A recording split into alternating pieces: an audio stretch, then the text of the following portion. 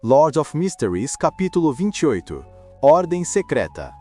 Badum, badum, badum. O coração de Klein começou a bater rapidamente. Ele encolheu antes de se expandir abruptamente. Isso fez seu corpo tremer um pouco. Por um momento, ele quase esqueceu o que tinha que fazer, até que a figura à espreita parou de repente. Ela aguçou um pouco as orelhas, como se estivesse atenta a qualquer movimento. O sangue voltou a fluir ao cérebro de Klein, quando ele recuperou suas habilidades cognitivas básicas. Ele enfiou a mão embaixo do travesseiro em busca do cabo do revólver.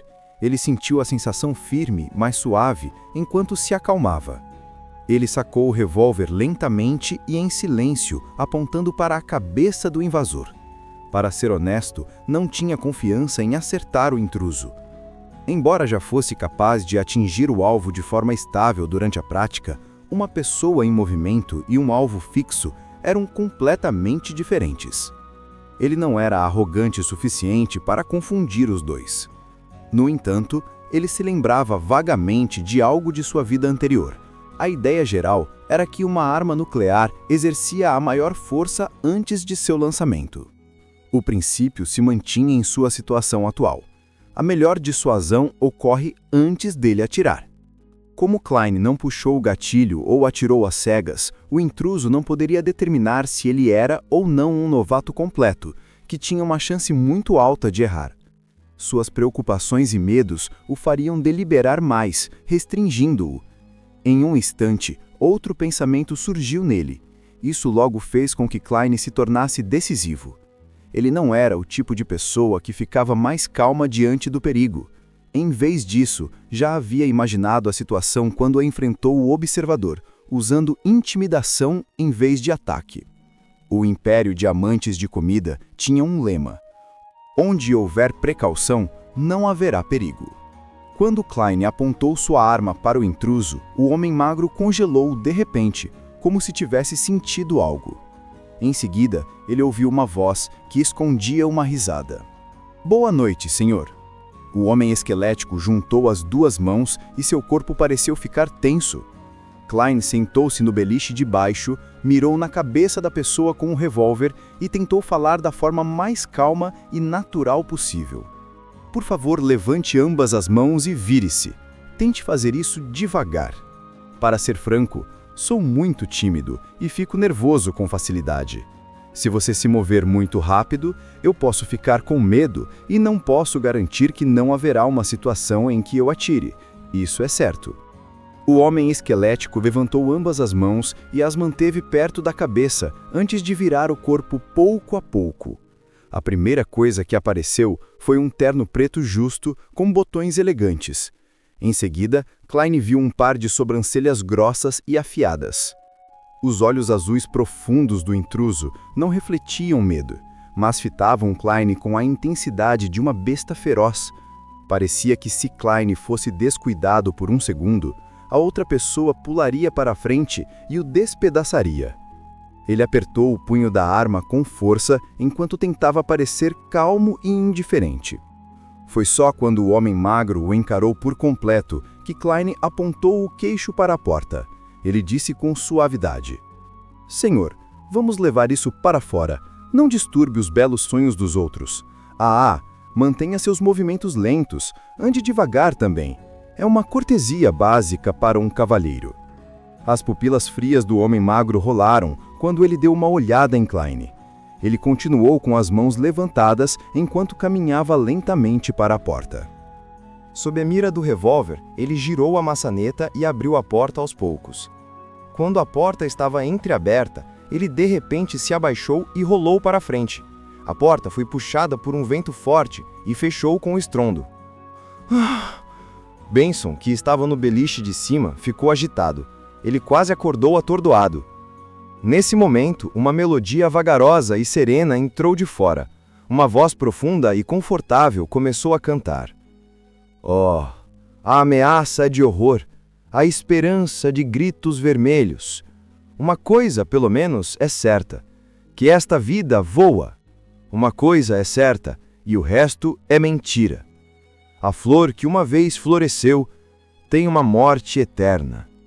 O poema parecia possuir o poder de acalmar e relaxar os outros. Benson, que estava no beliche de cima, e Melissa, que estava em outro quarto, adormeceram de novo em meio à sonolência. O corpo e a mente de Klein também estavam em paz e quietos. Ele quase bocejou. O homem magro moveu-se tão rápido que ele não conseguiu reagir a tempo.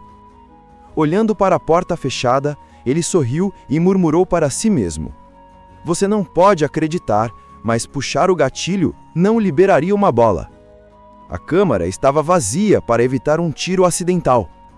Depois disso, ele ouviu o poema da meia-noite, enquanto esperava com paciência para que a batalha lá fora terminasse.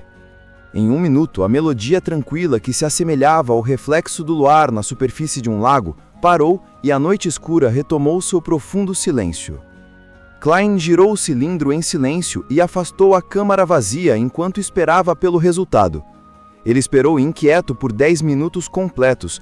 No momento em que se perguntava se deveria investigar, ele ouviu a voz calma e calorosa de Dan Smith vindo da porta. "Está feito." Klein suspirou, segurou seu revólver e pegou sua chave. Descalço, ele se aproximou cuidadosamente da porta, antes de abri-la sem fazer barulho, para ver o blusão preto e a meia cartola. Dan Smith estava parado ali, com seus olhos cinzas e profundos e calmos. Ele fechou a porta atrás de si, seguiu Dan até o final do corredor e parou em meio ao fraco luar carmesim. "Levei um tempo para entrar no sonho dele", disse Dan calmamente. "Você conhece o passado dele?" Klein se sentiu muito mais aliviado. Dan assentiu e disse: "Uma organização antiga, conhecida como Ordem Secreta. Ela foi criada na Quarta Época e está relacionada ao Império Solomon e a vários aristocratas caídos daquele período. O diário da família Antigonos veio deles. Por negligência de um sócio, entrou no mercado de antiguidades e foi obtido por Welch. Eles não tiveram outra escolha que enviar pessoas para procurá-lo." Sem esperar pela pergunta de Klein, ele pausou antes de continuar. "Vamos capturar os membros restantes de acordo com as pistas. Bem, pode não acabar muito bem. Esses caras são tão bons em se esconder quanto os ratos nos esgotos. Mas pelo menos eles acreditam que obtivemos o caderno da família Antígonos, ou uma pista crítica. Nesse caso, desde que não seja algo muito crucial e importante, eles abandonarão a operação. Essa é a filosofia de sobrevivência deles." "E se o caderno for muito crucial e importante?" perguntou Klein preocupado. Dan sorriu sem responder. Em vez disso, ele disse: "Nós sabemos muito pouco sobre a Ordem Secreta. Nosso sucesso desta vez é tudo graças à sua inteligência afiada. Esta contribuição é toda sua. Tendo em vista a possibilidade de perigos ocultos, e como a percepção intensificada ajudaria a encontrar o caderno, você tem uma chance de escolha." "Uma chance de escolha?" Klein adivinhou algo vagamente quando sua respiração ficou pesada por instinto. Dan enxugou o sorriso do rosto enquanto dizia com toda a seriedade: "Você deseja se tornar um Beyonder? Você só pode escolher a sequência inicial de uma sequência incompleta. Claro, você pode desistir dessa chance e optar por acumular o mérito que conquistou. Então, tudo o que você precisa fazer é esperar até que haja espaço suficiente para você se tornar um sem sono, que também é a primeira sequência completa que a deusa concedeu aos falcões noturnos." De fato, Klein ficou encantado e não teve nenhuma emoção hesitante. Ele tomou a iniciativa de perguntar: "E então, quais sequências 9 posso escolher? Tenho que ter informações detalhadas para decidir se desisto ou aceito, assim como qual escolher." Dan virou-se e parecia estar envolvido no véu carmesim que brilhava sobre ele. Ele olhou nos olhos de Klein e disse lentamente: "Além do sem sono, a igreja tem 3 fórmulas de poções de sequência 9. Uma delas é a de Espreitador de Mistérios, que também é o poder que o velho Neil controla. Roseanne provavelmente mencionou para você. Ela nunca consegue segurar a língua." Klein sorriu sem jeito, sem saber o que responder. Por sorte, Dan não se importou e continuou: "Nossa fórmula para Espreitador de Mistérios e as sequências posteriores, que não estão diretamente encadeadas, foram obtidas da Ordem Ascética de Moisés. Naquela época, dizia-se que seus membros ainda não haviam caído na corrupção. Eles persistiam em seus morais e preceitos, determinados em sua busca pelo conhecimento. Eles mantinham seus segredos muito bem guardados. Qualquer um que entrasse na ordem seria impedido de falar por 5 anos depois de se tornar um espreitador de mistérios. Eles aprenderiam a ficar em silêncio, para cultivar e aumentar seu foco. O lema da ordem ascética de Moisés, faça o que quiser, mas não cause danos, começou com eles. Os espreitadores de mistérios têm uma compreensão abrangente, mas rudimentar, de magia, bruxaria, astrologia e outros conhecimentos místicos. Eles também conhecem um bom número de rituais mágicos, mas podem facilmente sentir certas existências que se escondem entre a matéria. Portanto, eles devem ter cuidado e mostrar respeito aos seus poderes como Beyonder. Nos falta uma grande porção desta sequência, fazendo com que seja uma cadeia incompleta. Por exemplo, sua sequência 8. Claro, talvez a Catedral Sagrada a tenha. Ela atende a quase todos os meus requisitos. Klein assentiu de leve, a ponto de ter vontade de escolher. Por sorte, ele ainda se lembrava de certas coisas. E as outras duas? A segunda é chamada de Colecionador de Cadáveres. Um grande número de cultistas que adoram a morte no continente do Sul a escolhem. Depois que consumiram a poção, espíritos mortos pouco inteligentes os confundem como um de sua espécie e não os atacam. Eles ganharam resistência ao frio, decadência e corrosão das auras cadavéricas. Eles são capazes de ver diretamente uma porção de espíritos malignos e enxergar as características e fraquezas de criaturas mortas-vivas, bem como obter certos aprimoramentos de atributos. Temos a sequência 8 que a segue. Você provavelmente pode adivinhar a sequência 7. Médium espiritual. Foi a escolhida por Daly no passado. Dan descreveu em detalhes.